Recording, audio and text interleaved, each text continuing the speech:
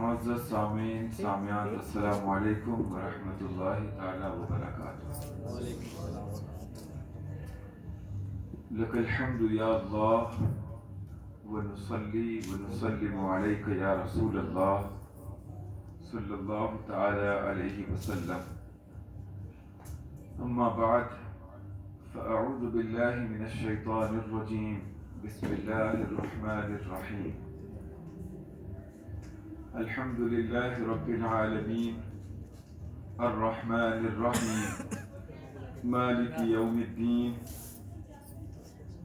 ایاک نعبد و ایاک نستعین، اہدنا الصراط المستقیم صراط الذین انعمت علیہم غیر المغضوب علیہم ولا الضالین۔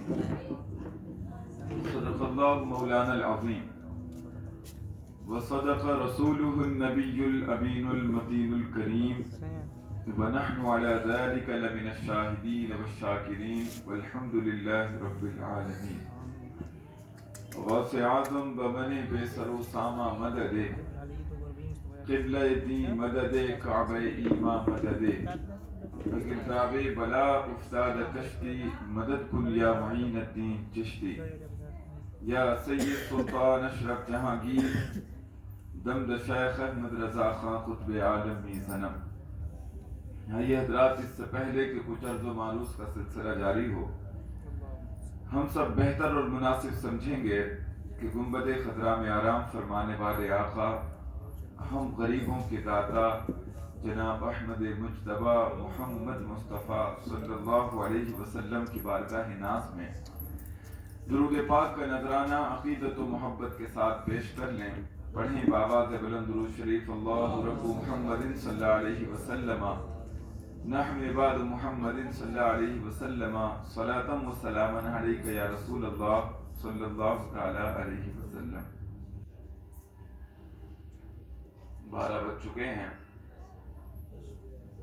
اور میں سوچ رہا ہوں کہ یہ پروگرام اس وقت تو سلام ہونا چاہیے تھا، اور اب جو ہے بیان ہونا شروع ہوگا، تو یہ مجھے تو بالکل بھی مناسب نہیں لگتا، کیونکہ مجھے ایسا لگتا ہے کہ یہ جو ہمارے پروگرام، جو تقریبی پروگرام جو ناکام ہونا شروع ہوئے ہیں نا، تو اس کی ایک وجہ یہ بھی ہے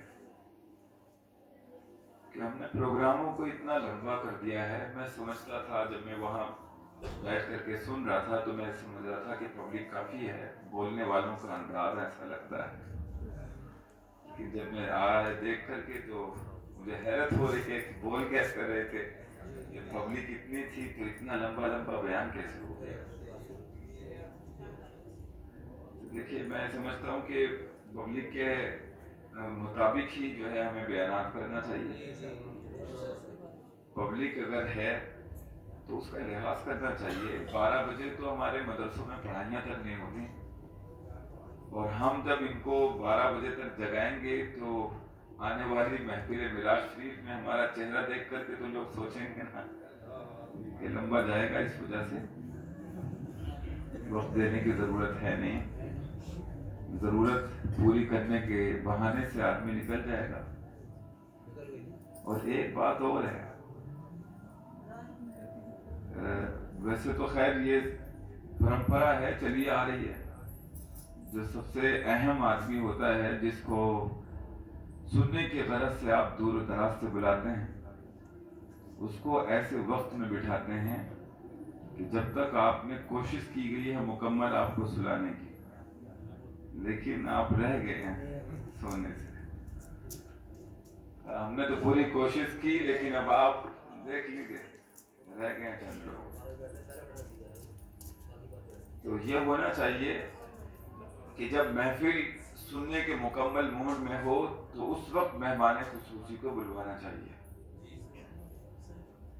اس وقت آپ کو بلوانا چاہیے کہ یہ دیکھیے محفل بالکل ہم نے آپ کو جگا کر کے دے دی ہے، اب آپ کے حوالے، اب آپ اپنا پیغام دے دیجیے۔ جب تک اب آپ بیدار تھی آپ سنائیے، اور اگر ابھی بھی لوگ سننے کے موڈ میں ہیں تو ہم سنا دیں گے، نہیں تو پروگرام ختم کر دیں گے۔ یہ جو آپ نے مجھے اس وقت بٹھایا ہے، یہ بالکل میں بار بار دیکھ کر کے حیرت کر رہا تھا دوبارہ نہیں میں اس کے خلاف ہوں. میں یہ کہہ رہا ہوں کہ مطلب یہاں تک بھی کیسے پہنچ گیا پروگرام. عوام کے لحاظ سے بات کرنی چاہیے. ہاں عوام کے لحاظ سے بات کرنی چاہیے. بہرحال درود پاک پڑھیں. اللہم صلی وسلم علی سیدنا و شفیعنا و حبیبنا و مولانا محمد بارک وسلم. صلو علیہ صلاۃ و سلام علیک یا رسول اللہ صلی اللہ تعالی علیہ وسلم. سب سے پہلے تو ہم اللہ رب العزت کی بارگاہ میں دعا گو ہیں کہ جو کچھ کہا گیا ہے سر شام سے لے کر کے اب تک اور جو بھی میری زبان سے کلمۃ الحق جاری ہوں گے اس سب کا ثواب ہم اپنی طرف سے قاری شرافت صاحب مرحوم کی روح کو پیش کرتے ہیں. اللہ رب العزت اپنے محبوب کے رخ روشن کے صدقے میں ان کی مغفرت فرمائے. انہوں نے کروٹ کروٹ چین و سکون عطا فرمائے.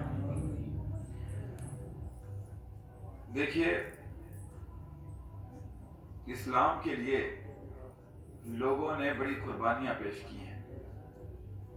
دین اسلام کے لیے لوگوں نے اپنی جانوں کے نذرانے پیش کیے ہیں. چاہے وہ خواتین رہی ہوں، نوجوان رہے ہوں، یا بچے ہوں یا بزرگ حضرات ہوں، لوگوں نے اپنی جانوں کی قربانیاں پیش کر دی تاکہ اسلام آگے بڑھ جائے، اسلام کا پرچم سربلند ہو. اس لیے لوگوں نے اپنی جانوں کی بازیاں لگا دی، اپنے بچوں کو جنگوں میں پیش کر دیا. خواتین نے اس قدر حصہ لیا کہ جنگ ایسی بھی گزری کہ جس میں ان کے شوہر قربان ہو گئے. وہی جنگ ہے جس میں بھائی بھی قربان ہو گیا. وہی جنگ ہے جس میں بیٹا بھی قربان ہو گیا. اور وہ خاتون پریشان حال اس وجہ سے نہیں ہے کہ شوہر چلا گیا، اس وجہ سے پریشان نہیں ہے کہ اس کا بیٹا چلا گیا، بلکہ پریشان اس بنیاد پر ہے لوگوں سے وہ بار بار یہ پوچھتی ہے کہ لوگوں یہ بتاؤ میرے نبی بھی زندہ ہیں یا نہیں. لوگوں نے کہا کہ تمہارے شوہر کا انتقال ہو گیا. کیا شوہر کا انتقال ہو گیا کوئی بات نہیں، لیکن یہ بتاؤ ہمارے نبی زندہ ہے یا نہیں.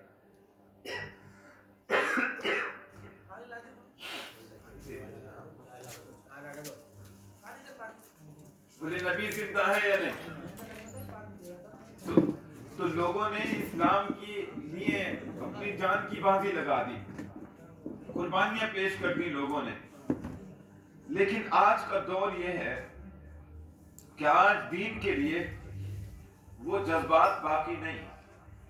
وہ لوگ اپنی جان کی بازیاں لگاتے تھے، لیکن آج ہمیں اپنے بدن کو اسلام کے لیے جھکانا، اپنی گردن کو اسلام کے لیے جھکانا یہ مشکل ہو جاتا ہے. آج آپ لائق مبارکباد ہیں کہ اس وقت تک بیٹھے ہیں. اللہ تعالیٰ آپ کو سلامت رکھے. لیکن جذبات آج بہت کم ہیں. آپ دل سے کس طرح سے بیٹھے ہیں یہ تو آپ ہی جانتے ہوں گے، لیکن معاملات بڑے الگ ہیں.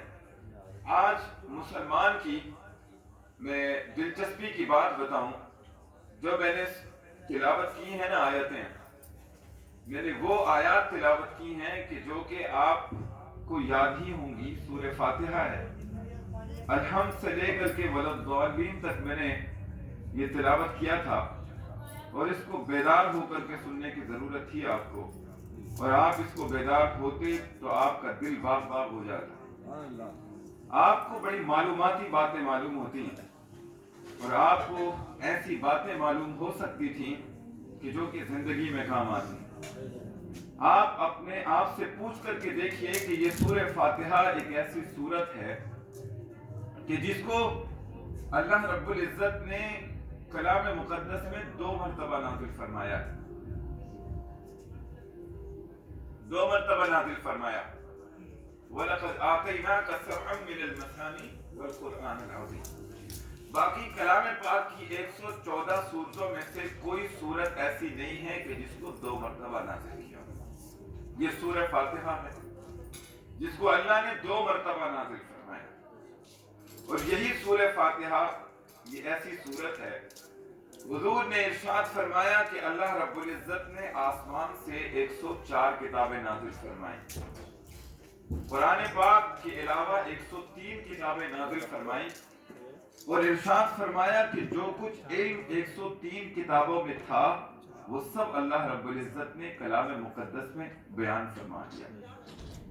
جو کچھ پورے کلام مقدس میں ہے وہ فرمایا سورہ بقرہ میں سب کچھ بیان کر دیا۔ پھر ارشاد فرمایا کہ جو کچھ سورہ بقرہ میں مسائل بیان کیے گئے، جو کچھ باتیں بیان کی گئی ہیں، وہ سب کچھ سارا نچوڑ سورہ فاتحہ میں رکھ دیا گیا ہے۔ سورہ فاتحہ کی 7 آیتوں میں وہ سب کچھ ہے جو آسمانی کتابوں میں نازل ہوا، وہ 7 آیتوں میں سب کچھ رکھ دیا گیا۔ لیکن حیرت ہوگی، اور آپ کی عمر جو ہے، بعض حضرات ایسے بھی ہیں کہ جو 60 سے بھی اوپر تک پہنچ چکے ہیں، ایک زمانے سے لے کر کے آپ الحمد سے لے کر کے ولدالدین تک پڑھتے ہیں۔ سورہ فاتحہ یہ ایسی سورت کہ جس کو ہر رکعت میں پڑھنا واجب ہوتا ہے، چاہے وہ نفل نماز ہو یا فرض نماز ہو یا واجب نماز ہو، سورہ فاتحہ کو ہر رکعت میں پڑھنا واجب۔ لیکن قوم مسلم کا حال دیکھیں، آپ قوم مسلم کا حال دیکھیں کہ ایک زمانہ ہو گیا پڑھتے ہوئے، لیکن کبھی اس کا معنی اور مطلب جاننے کی کوشش ہی نہیں کی۔ آپ کو بہت کچھ آتا ہے، آپ کے بچے بہت انگلش بولتے ہیں، آپ بہت انگریزی جانتے ہیں، آپ انگلش میں ڈنکی اور منکی اور ڈاگ اور کیٹ سب کو جانتے ہیں، کتا بلی بھالو کو سب کچھ آپ انگلش میں بول سکتے ہیں، لیکن آپ کے بچے کلام پاک میں 6666 آیتیں موجود ہیں، 114 سورتیں کلام پاک میں ہیں، لیکن آپ کے بچوں میں سے کوئی ایک ورڈ کا بھی مطلب کلام پاک کا نہیں جانتا۔ کتے کو کیا کہتے ہیں آپ کا بچہ جانتا ہے انگلش میں، بلی کو کیا کہتے ہیں آپ کا بچہ انگلش میں بتا سکتا ہے۔ آپ خود بھی بہت سی چیزیں جانتے ہوں گے، لیکن آپ مسلمان ہیں، کبھی اپنے دل سے پوچھئے کہ پوری زندگی سورہ فاتحہ کو پڑھتے ہوئے ہو گئی، لیکن کوئی ایک ورڈ کا معنی آتا ہے آپ کو؟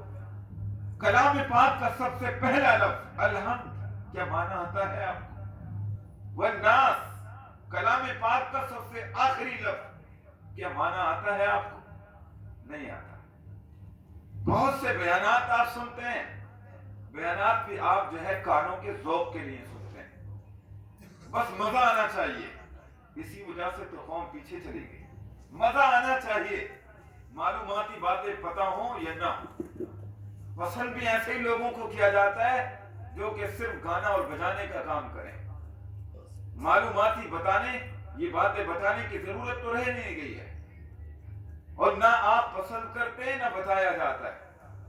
جس چیز کی ضرورت ہوتی ہے ان چیزوں پہ بیانات ہی نہیں ہوئے ہمارے، ہم نے ایسا دیکھا ہے۔ بات کچھ اور ہے، ضرورت کسی اور چیز کی ہے، بیانات کہیں اور ہے۔ مسئلہ ان لوگوں کا نہیں ہے، مسئلہ آپ کا بھی ہے۔ آپ جب پیسے دے دے کر کے لوگوں کو بلواتے ہیں نا، جب تقریریں بھی بکتی ہیں، جب یہ منبر اور محراب بھی جب بکتے ہیں نا، تو پھر معاملات یہ اسلام کی ترقی نہیں کر سکتے۔ آپ نے صرف کانوں کے ذوق کے لیے آپ نے لوگوں کو سننا شروع کر دیا، اور وہ بندہ پیسے کمانے کے لیے یہاں آیا ہے۔ وہ ایک دین کا درد لے کر کے تو نہیں آئے گا، وہ تو گھنٹوں کے حساب سے پیسے لیتا ہے۔ یہ تو بڑی قیمتی ان کی زندگی ہو گئی کہ 1 گھنٹے کا پیسہ وہ 10,000 روپے یا 12,000 روپے، یہ تو میں نے کم بتایا، اس سے بھی آگے تک مسئلہ پہنچتا ہے، اور آپ خوشی کے ساتھ میں دے دیتے ہیں۔ وہاں 1 گھنٹے کا اتنا پیسہ ہو جاتا ہے، اور ایک امام اگر محنت کرے تو 1 مہینے تک محنت کرتا ہے، اور اس کی تنخواہ وہ 1 مہینے کے برابر پھر بھی نہیں ہو پاتی، 1 گھنٹہ پھر بھی وہ جو ہے زیادہ ہو جاتا ہے۔ 1 مہینہ محنت کرنے کے بعد اس کو 8 سے 9,000 روپے مل رہے ہیں، اور ادھر 1 گھنٹہ محنت کرے، اس میں اپنا سفر نامہ بھی بیان کرتا ہے۔ میں تھکا ہوا ہوں، میری آواز صحیح نہیں ہے، میرا موڈ نہیں تھا، لیکن محبتیں تھیں، آپ کی ضیاعت میں لے کر کے آ گئی۔ محبت نہیں لیں صاحب، کیونکہ پیسے طے کر کے آئے ہو، پیسے لے کر کے آئے، یہ معاملات ہیں۔ اور پھر بھی اس کے باوجود جو ضرورت تھی وہ چیزیں بیان نہ کی گئی۔ آج ضرورت ہے آپ اپنے دل سے پوچھ کر کے دیکھیے. میں آپ سے پوچھنا چاہتا ہوں کہ آپ نے الحمد سے لے کر کے وللضالین کا مطلب سمجھا ہے؟ کبھی ایک ورڈ کا مطلب سمجھا ہے؟ آپ نے بہت سے بیانات سنے ہوں گے, بہت سی باتیں سنی ہوں گی آپ نے, لیکن حیرت کی بات ہے کہ ان چیزوں پہ کبھی بیانات کیوں نہیں ہوئے؟ بندہ جب نماز میں کھڑا ہوتا ہے تو ہر بندے کو شکایت ہے کہ اس کے خیالات بھٹکتے ہیں, اس کو یادیں دوسری باتوں کی آنے لگتی ہیں اور پوری نماز اس کی خراب ہو جاتی ہے کہ اس کا ذہن بھٹکتا کیوں ہے. کبھی اس پہ بھی ہاتھ رکھا نفس کے, کبھی اس کو بھی پکڑنے کی کوشش کی کہ خیالات بھٹکتے کیوں ہیں. تو معاملات یہ ہیں کہ پوری نماز میں ہم نے شروع سے لے کر کے السلام علیکم ورحمۃ اللہ تک ایک ورڈ کا مطلب ہی نہیں سمجھا ہے, ایک لفظ کا مطلب ہی نہیں سمجھا ہے. نہ آپ اللہ اکبر کا معنی سمجھتے ہیں, نہ سمیع اللہ لمن حمیدہ کا معنی سمجھتے ہیں, نہ سبحان ربی العظیم کا معنی سمجھتے ہیں, نہ سبحان ربی الاعلیٰ کا معنی سمجھتے ہیں, نہ السلام علیکم ورحمۃ اللہ کا معنی سمجھتے ہیں. نہ کبھی آپ نے جاننے کی کوشش کی, نہ کسی نے بتانے کی کوشش کی. بیانات بڑے لمبے لمبے اور جو ہے ولیوں کی کرامات آپ سے سن لیجیے. یہ معاملہ اللہ رب العزت نے ارشاد فرمایا الحمدللہ, تمام تعریفیں اللہ کے لیے, تمام تعریفیں اللہ کے لیے, الحمدللہ. لیکن یہ تمام تعریفیں اللہ کے لیے کیوں ہیں؟ سوال پیدا ہوتا ہے تمام تعریفیں اللہ کے لیے کیوں ہیں؟ اس لیے کہ دنیا میں بھی تو لوگ تعریف کے لائق کام کرتے ہیں. کوئی حسن و جمال میں آگے ہے, کوئی کمال میں آگے ہے, بڑے بڑے حسین لوگ پڑے ہیں تو وہ بھی تعریف کے لائق ہیں. لیکن تمام تعریفیں اللہ کے لیے کیوں ہیں؟ ان کے لیے بھی تو تعریفیں ہیں. جو کمال والے ہیں تعریفیں تو ان لوگوں کے لیے بھی ہیں. لیکن اگر کوئی حسین ہے جواب ملے گا, اگر کوئی حسین ہے اس کے حسن کی تعریف ہے تو پوچھا جائے گا کہ اس کو حسن ملا کہاں سے. اگر کوئی کمال کی بنیاد پر اگر تعریف کے لائق ہو گیا تو پوچھا جائے گا کہ کمال ملا کہاں سے, تو جواب ملے گا اللہ کی طرف سے. تو کہا جائے گا الحمدللہ, تمام تعریفیں اللہ کے لیے ہیں. لیکن سوال پھر بھی پیدا ہوتا ہے تمام تعریفیں اللہ کے لیے کیوں ہیں؟ ارشاد فرمایا رب العالمین, تمام تعریفیں اللہ کے لیے اس وجہ ہیں کہ رب العالمین کہ وہ پوری دنیا کو پال رہا ہے, پوری دنیا کو پالنے والا ہے. اور جو پوری دنیا کو پال رہا ہے تو حق اسی کا ہے کہ تمام تعریفیں اسی کی ہونی چاہیے. الحمدللہ رب العالمین. پوری دنیا کو پالنا کوئی آسان بات نہیں ہے, کوئی مذاق بات نہیں ہے, بلکہ ایسا ہوتا ہے کہ ایک بندہ اپنے خاندان کو پالنے کے لیے اپنا گاؤں چھوڑ دیتا ہے, اپنا ملک چھوڑ دیتا ہے, اور کبھی کبھی تو ایسا ہوتا ہے کہ وہ اپنے خاندان کو پالنے کے لیے دنیا ہی چھوڑ دیتا ہے. طرح طرح کی پریشانیاں اور مصیبتیں جھیلتا ہے. کبھی کبھی تو ایسا ہوتا ہے خاندان کو پالنا بھی مشکل ہوتا ہے, بلکہ اپنے آپ کو بھی پالنا اسے مشکل ہو جاتا ہے. شیخ سعدی علیہ الرحمہ نے کہا تھا گر جور شکم نیستے سیاد جال نہ نہادے. اگر اس پیٹ کا ظلم نہ ہوتا تو کبھی کوئی شکاری جال نہ بچھاتا, لیکن پیٹ کا ظلم ہے اس وجہ سے شکاری جال بچھاتا ہے.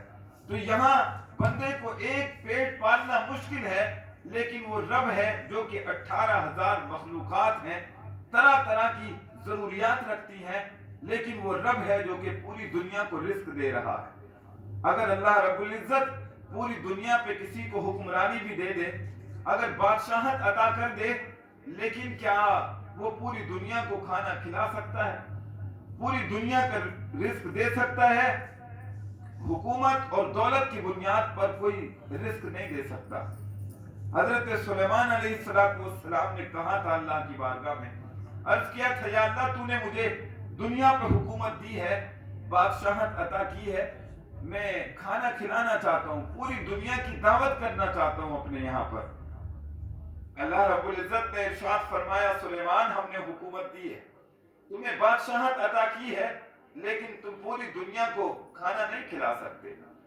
سلیمان نے خیال کیا کہ 12,000 باورچی میرے گھر میں روزانہ کھانا بناتے ہیں, اور پرند میری زبان سمجھتے ہیں, میں ان کو سمجھتا ہوں, اور یہ درندے ہیں میری زبان سمجھتے ہیں، میں ان کی زبان سمجھتا ہوں، ہواؤں پر میری حکومت ہے۔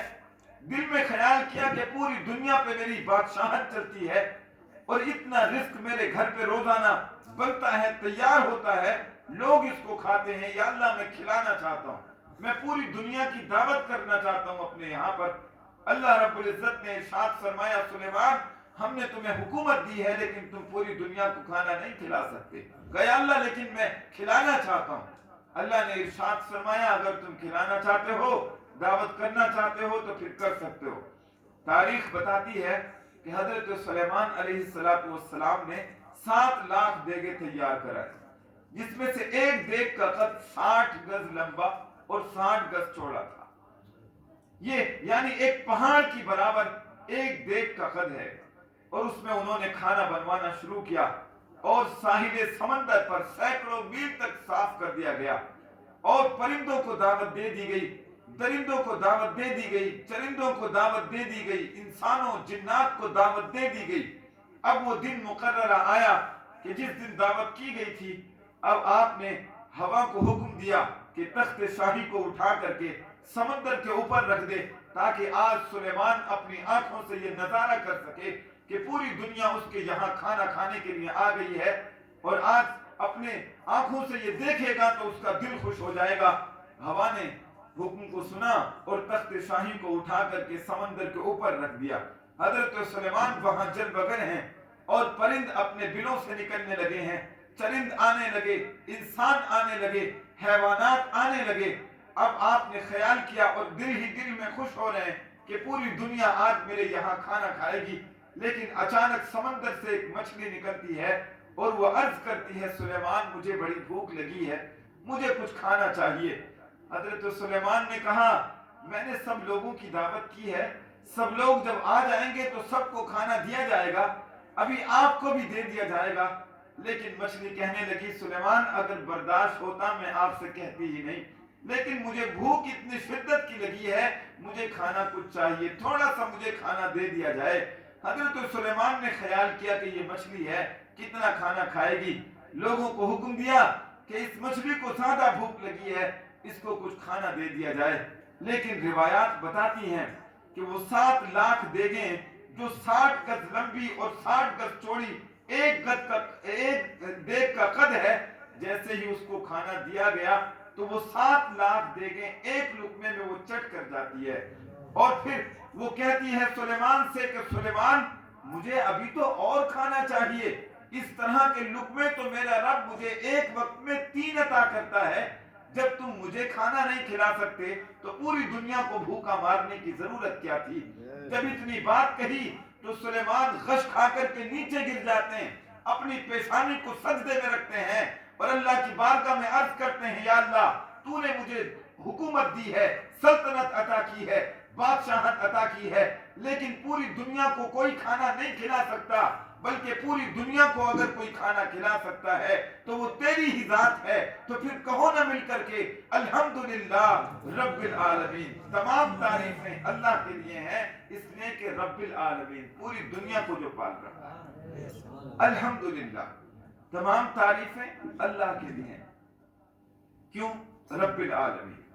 الحمدللہ میں ایک سوال پیدا ہوا تو جواب رب العالمین سے مل گیا۔ اب رب العالمین میں ایک سوال پیدا ہوا تو جواب الرحمن الرحیم میں۔ پورے سورہ فاتحہ ہر ایک سوال کا جواب ہے، وَلَا الضَّالِّينَ تک ایسا ہی ہے۔ الحمدللہ تمام تعریفیں اللہ کے لیے ہیں، کیوں؟ رب العالمین، پوری دنیا کو جو پال رہا ہے۔ اب آپ کہہ سکتے ہیں کہ حضرت اگر وہ پوری دنیا کو پال رہا ہے تو پوری دنیا کو پالنا تو اس کی مجبوری ہے، اس لیے کہ اس نے بندوں کو پیدا کر دیا ہے تو پالے گا بھی، جب اس نے پیدا کر دیا ہے تو پالے گا بھی، تو پالنا تو اس کی مجبوری ہے۔ اللہ نے ارشاد فرمایا اگر کسی کو لگتا ہے کہ پالنا ہماری مجبوری ہے تو پھر کہاں آگے پڑھ کر کے دیکھے الرحمن الرحیم۔ پالتے ہم اس بنیاد پہ نہیں کہ ہم مجبور ہیں، بلکہ پالتے اس وجہ سے ہیں کہ ہم رحیم بہت ہیں، پالتے اس وجہ سے ہیں کہ ہمارے اندر کرم کا جذبہ بہت ہے۔ اگر ہماری رحمت نہ ہو تو اس دنیا میں انسان تو انسان ہے، کوئی کیڑا بھی سانس نہ لے سکے۔ اگر ہماری رحمت نہ ہو تو کوئی بندہ اس دنیا میں زندہ نہ رہ سکے، لیکن ہماری رحمت ہی ہے جس کے سہارے بندے جی رہے ہیں۔ اب آپ کہہ سکتے ہیں الرحمن الرحیم، رحمان تو بہت ہے، گناہ پہ گناہ کرو بہت رحم ہے اس کے اندر، وہ تو بخشی دے گا۔ لوگ کہتے ہیں نا کہ گناہ کریں اور گناہ کرتے ہیں اور نیکیوں پہ عمل نہیں کرتے، جو نیک باتیں ہوتی ہیں ان پہ عمل نہیں کرتے، اور جب ان سے کہا جاتا ہے تو کہتے ہیں اللہ سب بخش دے گا، مسائل نہیں سیکھیں گے اللہ سب بخش دے گا، اللہ بڑا مہربان ہے۔ جب انہیں دین کی باریکیاں بتائی جائیں تو لوگ کہتے ہیں بھئی دین میں تو بڑی باریکی ہے، اس طرح کہاں تک جایا جائے گا، اللہ سب معاف فرمائے گا۔ یعنی وہ سمجھتے ہیں الرحمن الرحیم، اللہ رحمان جو ہے وہ بخش ہی دے گا۔ اللہ پاک نے ارشاد فرمایا اگر کسی کو لگتا ہے کہ ہم رحمان بہت ہیں، ہم رحیم بہت ہیں، اس بنیاد پر تم گناہ کرو گے، تو فرمایا آگے بھی پڑھ کر کے دیکھو مالک یوم الدین، رحمان تو بہت ہیں لیکن یوم جزا کے مالک بھی ہیں، اس دن کے مالک بھی ہیں، یوم لا تملک نفس لنفس شیئا، اس دن کے مالک بھی ہیں کہ جس دن کوئی جان کسی جان کا کچھ بدلہ نہ ہو سکے گی، اس دن کے مالک بھی ہیں یومئذ یفر المرء من اخیہ وامہ وابیہ وصاحبتہ وبنیہ لکل امرئ منہم یومئذ شأن یغنیہ، اس دن کے مالک بھی ہیں کہ جس دن ایک ماں اپنے بیٹے سے کتراتی ہوئی نظر آئے گی، اس دن کے مالک بھی ہیں کہ جس دن ایک بیٹا اپنی ماں سے بھی بھاگتا ہوا نظر آئے گا، اس دن کے مالک بھی ہیں کہ جس دن ایک بیوی اپنے شوہر سے دور بھاگتی ہوئی نظر آئے گی، اس دن کے مالک بھی ہیں الاخلاء یومئذ بعضهم لبعض عدو الا المتقین، اس دن کے مالک بھی ہیں کہ جس دن ایک جگری دوست، بچپن کا دوست بھی اپنے دوست سے دور بھاگتا ہوا نظر آئے گا، اس دن کے مالک بھی ہیں کان مقدارہ 50,000 سنہ، کہ جس دن کی مقدار 50,000 سال ہوگی، سورج سوا نیزے پر ہوگا اور زمین تانبے کی ہو چکی ہوگی۔ کہا لوگ کہتے ہیں کہ اللہ معاف کر دے گا، مسائل سیکھنا نہیں ہے، اللہ سب معاف کر دے گا۔ الرحمن الرحیم، رحمان بہت ہے، کہا مالک یوم الدین، فوراً کہا یوم جزا کے مالک بھی ہے، ایسے دن کا مالک بھی ہے کہ جس دن اگر اللہ تبارک و تعالیٰ کسی کو عذاب دینا چاہے تو پوری دنیا بھی ایک طرف ہو تو اس کو عذاب سے چھڑا نہیں سکتی ہے، جب اس کی پکڑ میں آتا ہے تو کوئی چھڑا نہیں سکتا۔ ان بطش ربک لشدید، بے شک تمہارے رب کی پکڑ بڑی سخت ہے، جب وہ پکڑنے پہ آتا ہے تو کوئی چھڑا نہیں سکتا۔ اللہ نے ارشاد فرمایا الرحمن الرحیم، رحمان بہت ہے، مالک یوم الدین، یوم جزا کا مالک ہے۔ یہ دو چیزیں بندے کی زندگی میں ہونا چاہیے، ایک تو رحمت کی امید ہو اور ایک اللہ کا خوف ہو۔ یہ دو چیزیں حضور نے ارشاد فرمایا کہ جس کے دل میں، جس بندے کے دل میں یہ دو چیزیں ہو جاتی ہیں وہ بندہ کامیاب ہو جاتا ہے۔ رحمت کی امید اس بنیاد پہ کہ گناہ بہت ہے بندے کی زندگی میں، جب وہ توبہ کرنے کے لیے آمادہ ہو تو پھر رحمت کا پہلو غالب ہونا چاہیے، وہ یہ سوچے کہ اللہ رحمان ہے، میرے گناہوں کو بخش دے گا، نا امیدی نہ ہو، اور جب گناہ کرنے کا دل چاہے تو پھر اللہ کا خوف اپنے ذہن میں رکھے۔ اور ایک بات اور جو ہے مفسرین نے بڑی اچھی بیان کی، انہوں نے بیان فرمایا کہ جوان جو بندہ ہے نا، جو جوانی کی دہلیز پر جس کا قدم ہے، وہ اللہ کا خوف اپنے دل میں زیادہ رکھے، اللہ کا خوف زیادہ رکھے۔ وہ خوف زیادہ رکھنے کا مطلب یہ ہے کہ جب خوف زیادہ ہوگا تو وہ گناہ کی طرف قدم بڑھائے گا ہی نہیں، اور جب بزرگی کی طرف پہنچ چکا ہے فرمایا اللہ کی رحمت کی امید زیادہ رکھے، اس وجہ سے کہ وہ گناہ تو اب کرتا ہی نہیں ہے، گناہ اب کم کرتا ہے، اس کی زندگی ختم ہو گئی، لیکن گناہ ہو بہت چکے ہیں اس کی زندگی میں، جوانی گناہوں میں گزر گئی، بڑھاپا آج جو ہے گناہوں میں گزر گیا، اور آج موت کے قریب ہو چکا ہے، تو اب وہ خوف کرنے سے اس کا اتنا فائدہ نہیں ہے کیونکہ گناہ نہیں کرتا، لیکن ہاں رحمت کی امید اگر رہے گی تو اپنے گناہوں سے توبہ ضرور کر لے گا، اپنے گناہوں کی جب یاد آئے گی، پوری دنیا جب سو رہی ہوگی وہ مصلے کو بچھائے گا اور اپنے ہاتھوں کو اٹھائے گا اور اللہ کی بارگاہ میں عرض کرے گا یا اللہ عمر غفلت میں گزاری تجھے راضی نہ کیا، ہو کہ شرمندہ اب آیا ہے یہ بندہ تیرا۔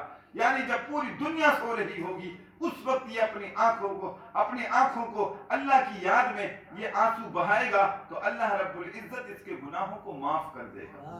فرمایا کہ جب جوان ہو بندہ تو خوف کا پہلو اپنے دل میں غالب رکھے، تاکہ وہ گناہ کرنے کی عمر ہے تو جب خوف ہوگا تو گناہ کی طرف بڑھے گا ہی نہیں، اور جب بڑھاپے کی طرف پہنچے تو پھر رحمت کی امید زیادہ رکھے تاکہ گناہ جب یاد آ جائیں تو پھر توبہ کی بھی توفیق مل جائے.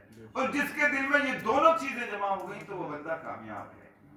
اللہ کے رسول نے ارشاد فرمایا کہ قیامت کے دن دو لوگوں کو جہنم سے نکالا جائے گا، جہنم سے نکالا جائے گا، اور پھر ارشاد فرمایا جائے گا کہ واپس جاؤ. جیسے ہی حکم ہوگا تو ان دونوں میں سے ایک بندہ بڑی دوڑ کر کے جہنم کی طرف جا رہا ہوگا، اور ایک بندہ آہستہ آہستہ قدموں سے جا رہا ہوگا. تو اللہ رب العزت ارشاد فرمائے گا کہ ان دونوں کو روکو اور ان سے پوچھو کہ ایک بندہ یہ دوڑ کر جا رہا تھا جہنم کی طرف اور ایک بندہ آہستہ آہستہ قدموں سے جا رہا تھا. اس سے پوچھا جائے گا دوڑنے والے سے کہ اے بندے تو یہ بتا کہ جب میں نے جہنم کو تجھے حکم دیا تو جہنم تو کوئی اچھی چیز نہیں ہے، لیکن تو دوڑ کر کے کیوں جا رہا، اس کی وجہ کیا تھی؟ تو وہ بندہ عرض کرے گا یا اللہ میں نے دنیا میں تیرا حکم نہیں مانا تھا، اسی وجہ سے تو جہنم کا مستحق ہوا، اور آج پھر تو نے حکم دے دیا ہے جہنم میں جاؤ، تو میں نے سوچا کہ اگر آج حکم میں دیری کی تو ہو سکتا ہے کہیں جہنم کی کسی اور خطرناک وادی میں نہ ڈال دیا جاؤ، اس وجہ سے میں دوڑ کر کے جہنم کی طرف گیا. اللہ ارشاد فرمائے گا اس دوسرے بندے سے پوچھا جائے کہ یہ بندہ جب میں نے اسے حکم دیا تو جہنم کی طرف آہستہ آہستہ قدموں سے کیوں جا رہا تھا؟ وہ عرض کرے گا یا اللہ میں نے یہ سوچا تھا کہ تو نے جب جہنم سے نکال لیا ہے تو اب واپس نہیں بھیجے گا، مجھے تیری رحمت کی امید بہت تھی، اس لیے کہ میں نے پڑھا تھا الرحمن الرحیم، تو رحمان بہت ہے. میں نے پڑھا تھا لا تقنطوا من رحمت اللہ، اے میرے بندو تم اللہ کی رحمت سے مایوس نہ ہو، ان اللہ یغفر الذنوب جميعا، بے شک اللہ تبارک و تعالی تمام گناہوں پہ پانی پھیر دیتا ہے، تمام گناہوں کو بخش دیتا ہے. میرے دل میں یہ خیال آیا کہ اللہ تو نے جہنم سے جب نکال لیا ہے تو اب واپس اس میں نہیں بھیجے گا، میں اس انتظار میں تھا کہ کب تیرا حکم ہو جائے کہ جنت کی طرف چلے جاؤ، میں اس انتظار میں تھا، اس وجہ سے آہستہ آہستہ قدموں سے جا رہا تھا. اللہ ارشاد فرمائے گا ان دونوں کی باتیں مجھے بڑی پسند آئی ہیں، اس لیے کہ اللہ کا خوف اور اللہ کی رحمت کی امید جو ہے، ارشاد فرمایا جائے گا ان دونوں بندوں کو جہنم میں نہیں بلکہ جنت میں منتقل کر. الرحمن الرحیم، اللہ رحمان بہت ہے، مالک یوم الدین، یوم جزا کا مالک بھی ہے. یہ دو چیزیں اپنی زندگی میں آپ اپنا اصول بنا لیجئے. اللہ جب گناہ یاد آئیں تو اللہ کی رحمت کو یاد کیجئے، جب گناہ کرنے کی طرف قدم بڑھانے کا دل چاہے اللہ کا خوف یاد کر لیجئے. یہ دو چیزیں اگر آپ اپنی زندگی میں باندھ لیتے ہیں تو سمجھو زندگی انشاءاللہ کامیاب ہو جائے گی. وآخر دعوانا ان الحمدللہ رب العالمین. السلام علیکم ورحمۃ اللہ تعالی وبرکاتہ.